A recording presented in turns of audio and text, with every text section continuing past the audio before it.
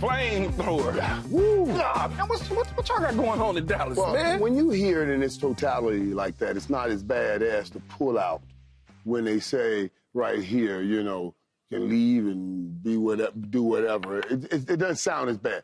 But what he's saying is not incorrect. It's not incorrect. The reality is it's not incorrect. It's just how he's saying it, you know, and putting Mike McCarthy out.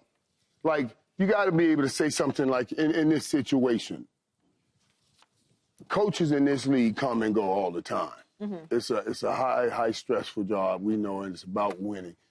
So a lot of talk around Mike McCarthy, and that talk will continue. We won't be able to stop that. But what I do worry about are the players. That's who I'm trying to honor and stuff like that. But when you say it the way he says it, now we're wondering, do you have an issue with Mike McCarthy? Well, I mean, it kind of sounds like he has an issue with Mike McCarthy. Right. That's exactly what I extrapolated from that. And that's why I'm asking. Now, I have to question, why would you have an issue with Mike McCarthy? He's not running up that. He's not running the football right up the middle of the football field. He's not the one making that defense looks bad. Now, that offense don't look any better. Mm-hmm. But, you know, so that's when I saw it. When I heard it, I thought, why would he have an issue with Mike McCarthy? Mike McCarthy isn't coaching him all day. Those are the defensive coaches that are coaching him. So, I think once I heard it in its totality, it wasn't as bad as I thought it was. Paul, what is he? He good. He's good. Yeah, he good. What's that? Well, you good, man. No, but once you hear it, because he didn't come right out and talk to it. He good. He said what he said, Michael. We can't clean that up no other way. Mike McCarthy can go where he want to go. Right, but he just said like you said. But he also said, in other words, you can guys get the hell who out of put here. in more time and work than Mike McCarthy ever did. Did. That's all of that sort of stuff. But I took that one as him trying to honor the guys, not dishonor Mike, because these guys were on the football field and Mike's been in the office. So we can talk about the hours Mike put in looking at film, but Mike ain't on that field strapping up against a 300-pounder every day. That's what he was talking about. We would never. You ain't He's so good. No, but I'm being real here. No one would say that Andy Reid never put in as much work as the guys on the field. As the guys on the field ever did. No one would say that in a postseason or a post-game comment. We all know, though, that Coach McCarthy's not on the field playing. But the same amount of work that you put and prepare on the field for the games, him and his staff is putting in the work to design for you to be able to do some of the things that you are capable of doing. Correct. That's the big issue. And you can go wherever you want. Okay, like you said, coaches come and go. That's an easier way to clean that up. Coaches come and go all the time. But I'm more worried about my teammates. Hard work, where the most dangerous thing you're doing is breaking your pencil and putting in hard work where you can break your neck. It's two different things. It is. Breaking your pencil on writing plays and breaking your neck on playing plays is two different things. Don't y'all? So that's what I'm just saying. Well, I ain't thinking about y'all over there. Ain't no Johnny Cochran over here. I ain't know he good. I'm just telling y'all the truth. You good. No, we know that he's saying that a coach's career can last very long. You could coach until you're 80, 90 years old, you know, and players have a shorter amount of time if they can participate in what it is they're doing. We know that. We all get that. Mm-hmm. So that's part of what he's saying. But he also talks to the media after every game, and he also specifically said, guys who put in more time and work than Mike McCarthy ever did. He never put in any working time on the football field. But my thing why would you say that? Why would you say that? I don't know why. About a city. I don't know why. Mr. Irvin, why would you say that about a city head coach? It shows a hell of a lack of empathy and care for your coach, especially with the situation he's in. No, but they won championship. Would you ever say that about Jimmy? No. My dad? No, Jimmy. My dad? What do you mean? No, I never said that about my dad. But you would never, you would never say that about... Jimmy took me at 17 years old. Yeah, but you would never say that about Chan Gailey either. I would. Yes, I would. No, you wouldn't. Because you wouldn't handle it that way. Yes, I would. See how I got him? I got him to admit something. Oh, yeah, you would. He would certainly say it about a coach that he does not rock with. Right. Exactly. So, So what you think he's saying? He's not not rocking with the head coach. But I have issues, and I understand why I'm not rocking with Chan Gailey. But because Chan Gailey had a direct, Michael, come out of the game. We want to take you out. All right. And then, Michael, we really need you to get back in and win this game. Games. So, okay, now you playing games with me. Micah Parsons doesn't have those interactions with this man. Because so my direct interaction with the man gives me the pause to say what I said. Yeah, but his interaction with the head coach, he's interacting with the head coach on a daily basis, whether it's on the offensive side of the ball or the defensive side of the ball. He's watching how the team is being coached. The coach is watching. The coach is watching the team. Michael Parsons is watching. Michael Parsons is watching how his team that he's on is being coached by this man. Being coached, right. Yes, 1,000%. So the message that what I take from what Michael Parsons said is bye-bye. He's gone, and I know he's gone, and I know I'm going to be here because I'm going to get a new deal, so I might as well just let it out right now that I'm not rocking with Mike McCarthy. We need to turn the page. That's the way I took it. What did you take it as, Paul? Honestly, I took it as Mike McCarthy has lost his locker room. That too. I really do. I think the players have lost confidence in him. I think they've lost hope on this season, especially with the injury to Dak. And, you know, we've been saying it since third or fourth week of the season that he is on the hot seat, and I think Micah Parsons understands that. But to me, that's a sign this is the beginning of the end for Coach McCarthy. Yeah, I think it is. I honestly think he's, as they like to say, a lame duck coach just sitting and waiting for the end of the season. What's hard with it is this is Michael Parsons' only coach. Mm-hmm. And yeah, the ship is sinking and everything's going bad. But you've had some great success with this coach. Yeah, you have. So right here, in this moment, I would have just liked to hear some humanity in there. That's my coach, and we fought together and everything. Yeah, of course. So I can see where y'all are pulling, where you're pulling that from. With, hey, that's our coach. We've been together for a while. We're going to ride this thing out together no matter which way it goes. Yeah. And when you get that response that he got, yes. But I don't think that Michael Parsons meant it as direct towards him as you guys are making it. Man, the man's Joy's reading what he said, Michael Irvin. She read it. Listen to him, too. I mean, here's the thing. Like, you can send a message. You can also just mean what you say. Like, if Micah comes out and on the podcast and it's like, I didn't mean it like that, everyone's making a big deal. Right. Okay, maybe you were speaking emotionally and you didn't mean it that way. Right. But it's I was speaking more towards my teammates than putting down my head coach. But there are two parts to that. Sure. But you also, it's very reasonable to assume that this was a shot at Mike McCarthy. Well, it is if you put it in the Miranda Rights perspective. Everything you said can and will be used against you in the court of law. That's right, good. That's what I'm saying. Then it is righteous. You know what I'm saying? Because that's the world that we are in, and that's where certainly they are in, with the record being what it is. Micah has a podcast. I want to hold the trophy for my teammates. Yeah, I want to hold the trophy for my teammates. He could have said, I want to hold the trophy for my teammates who had never held the trophy before. Coach already got one. What if he carried it on with that? Michael McCarthy already has one. He could have said that, but guess what he didn't do? He did not say that. No. He could have said that. There's a lot of things he could have said. It's Michael, not Michael.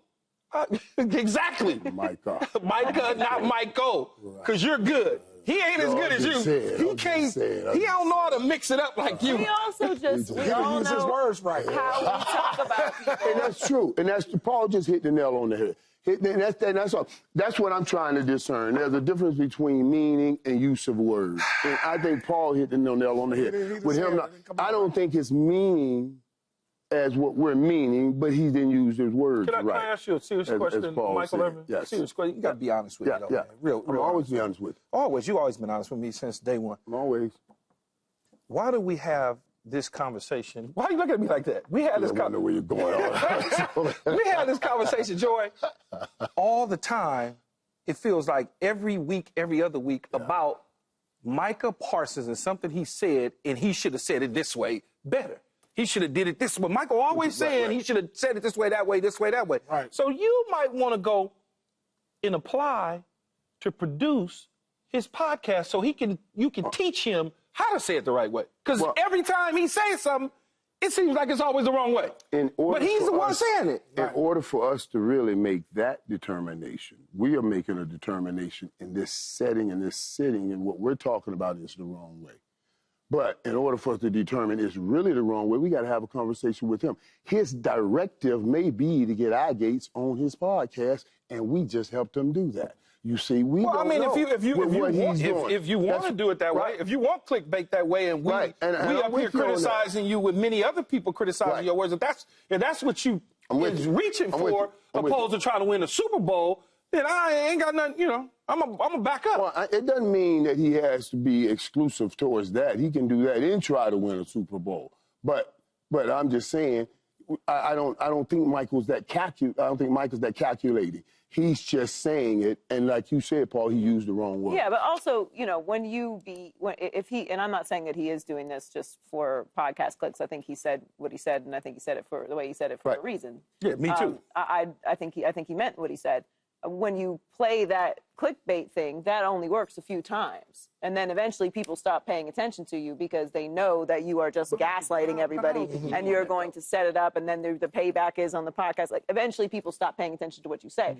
Every action, there are consequences, which is why I don't think that's we're putting it up. You see, because then they got to go click to see how far. We will eventually stop doing that. The media will eventually say this thing is not actually really what he meant, and then the payoff is the podcast. Like, that's a game that you can only play so many times. Boy who cried wolf, and then it's no longer a thing. I don't think that is what Micah Parsons is doing. I think he's extremely frustrated. Right. I think he's frustrated with the coaching. I think there's a very good chance that Mike McCarthy has lost the locker room. I think things are desperate. Cooper Rush was terrible. It doesn't seem like they have anything to build on this year, and he really feels like Mike McCarthy's probably not going to be there next year, and I genuinely feel bad for the guys who are at the end of their career who are not going to reach the level of success that they want to reach. So I'm genuinely not concerned about Mike McCarthy right now. That's what I think he said and meant, which doesn't feel very nice towards Mike McCarthy.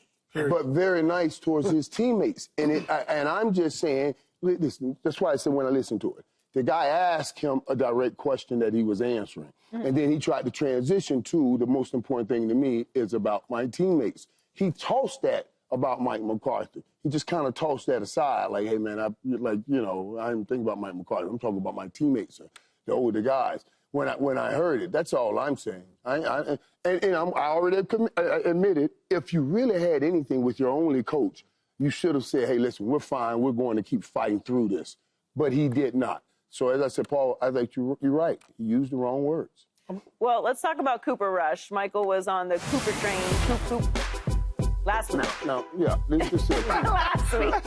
This gotta feel painful. Passed for only 45 yards and had 2 fumbles lost in the 34-6 loss to the division rivals and the Philadelphia Eagles. Were you surprised that he looked this bad, Michael? I was super surprised. Cooper Rush in that stint he did last 22, 5-1 that season. He averaged 215 yards rushing, 21 points a game. Put up 21 points a game. When I sat here and brought in hope at the end of last week, that it wasn't some far-fetched lover boy idea with the star that I just threw out. He was putting up 21. Philadelphia was only averaging 24. That was a real possibility. 3-point game at home. That's what we're talking about. Played a meaningful game. 22? Yeah. But Paul, I'm expecting the backup quarterback to be getting his reps separate of what the team gets, and I'm expecting him to be hungry. I can't wait to get in the game. I'm gonna show the world who I am, what I am. I don't want to see you in the game and it looks like you haven't taken your receiving over there and gotten reps. All you've been doing is holding that clipboard, and he looked clipboard-ish to me. But see, me and Joy... Clipboard-ish. Not working, you look clipboard-ish. The timing of that offense was off. The whole reason you have a veteran backup guy like Cooper Rush is that, you got to step in on a moment's notice and give us good reps, and you did not do that. He fell miserably. Yep, he did. Me and Joy tried to warn you, last week when you was talking about hope, and I said to you, it's like fire, man. I'm going to put water on that thing. You didn't want to hear it. The defense in 2022 was a different defense than it is in 2024. The Philadelphia Eagles rushed for $180 and some change. The same thing the Lions, the Saints, and anybody else that have beaten the Cowboys had done. So so he never could get into any sort of rhythm. Right. He is a pumpkin. We saw what he is. He's a backup. And he played like a backup to the point where they had to replace him with another backup. Think about it. Think about that, though, Michael. I wasn't. They replaced him with a backup. Playing this year. I'm like, Dak ain't really played so well. So why somebody who haven't played a meaningful game in a couple years come in and be better than what Dak? Because he did it before. He did it before, but in 2022 they had a really, really great defense. They had a good running game. They had more. They had CeeDee Lamb, Noah Brown, Michael Gallup. They had Tony Pollard and Ezekiel Elliott. They had a better line. They were in a completely different position. And Dak got hurt early in the season. They were 0-1 when Dak came in. So he was closer to having been in preseason. Like he was, it was not this point in the season with everything that has been going on. So it's not surprising. In that great run that we're lamenting him about, the only loss he had was to Philly. And he only completed 47% of the passes, of his completions. And he only threw 481 yards. He had 3 interceptions in that game. So we're saying Philly, and I'm open, maybe Philly is a team that you have issues with, but you can come out and play much better than you played against Philly. Yes, right. Better. The most talked about play yesterday was CeeDee Lamb missing a pass in the end zone because the sun blinded him. Jerry Jones was asked about the sun issue, and he said, quote, "Let's just tear the damn stadium down and build another one." Are you kidding me? I'm saying the world knows where the sun is. We get to know that almost a year in advance. So someone asked me about the sun. What about the sun? Where's the moon? We're fine. Everybody plays the sun out here. This when you know it's bad, Joy. When you starting to use every little thing. This is what losing teams do. Every little thing. Think about it. Every little thing is an excuse now. I'm not in the stadium, but I'm sure both teams play in the sun.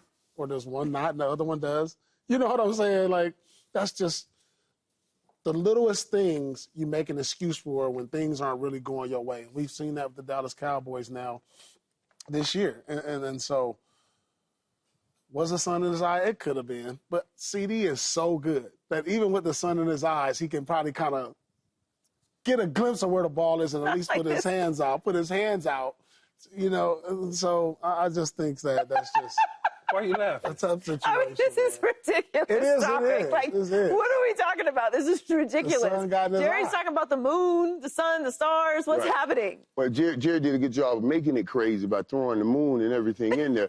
But the reality is he revealed some real nuggets in his little outburst here that I think we need to dive into. He said, hey, that thing's been here.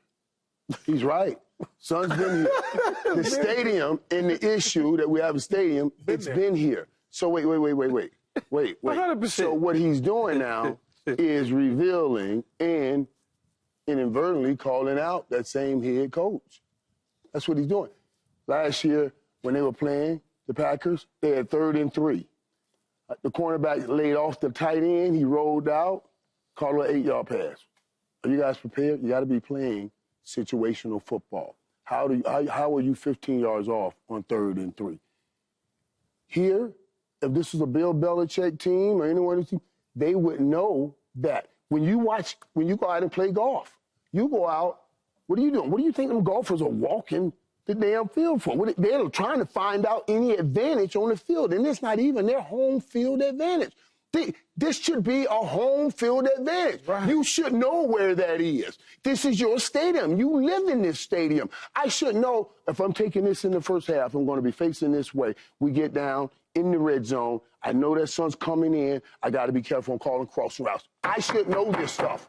At the level that you're supposed to be prepared, what it takes to win a football game, we're talking about game of inches, you should know this stuff.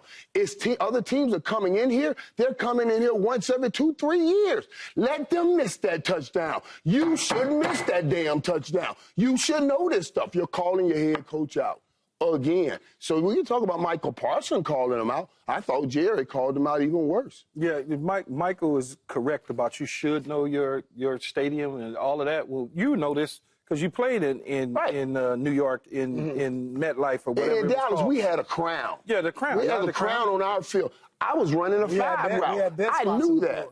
Right, I knew that. Other guys didn't know that. I can lean you up. And when you step down off that crown, you kind of like you missed a step. Yeah. You're like, whoa. Mess up your hip. Ain't nothing you can do. I done caught the fire route and turned it up. That's your advantage. That's why it calls a home field advantage. I love that comeback. Yeah, you'll scream fire route all day long. I hold that body but right there. even in the Meadowlands, we would flip the field toward the tunnel because of the wind that would swirl.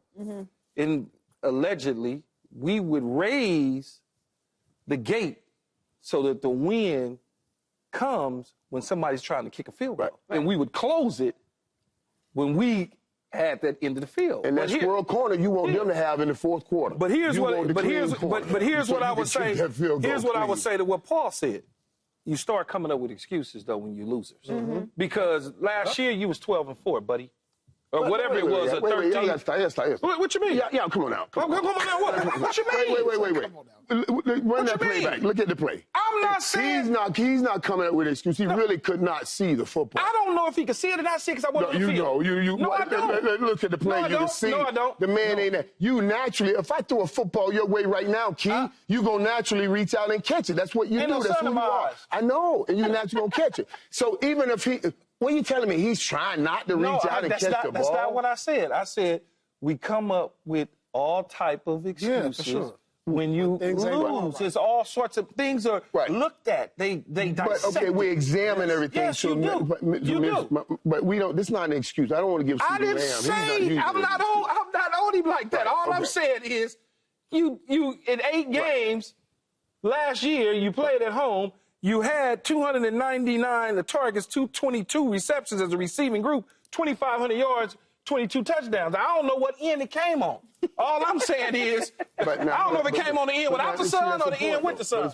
I don't know. Out of all them opportunities, you should know where everything is on this field. Yeah. Out of all those opportunities, we should know where. I would have known that was an issue when they called that play. Of course, and all you got to do, and when you know that, all you do is you flip it. You don't have to go to the right, you roll it to the left. It's not difficult. It's just that it's the Dallas Cowboys. Yep. Period, Michael. You got to know where the sun is. Or we could just build a new stadium, like Jerry said. Or if it was anybody else, they just lost another game. But since it's the Dallas Cowboys, hence we have to talk about it. That's the real deal, too. We got to also give the people all sides to be a fair and unbiased panel. Whatever happened, The sun is a lot. Irvin and Associates is something else. It's a lot out there. The sun is costing the Dallas Cowboys points. Subscribe here to get the latest from Speak, and go watch a few segments from our other shows on FS1.